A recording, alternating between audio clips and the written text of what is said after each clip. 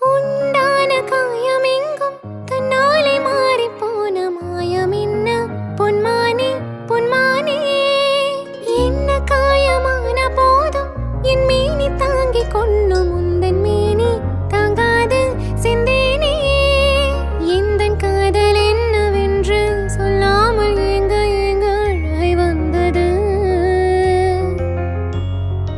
எந்தன் சோகம் உன்னை தாக்கும் என்றென்றும் போது வந்து அழகை நின்றது.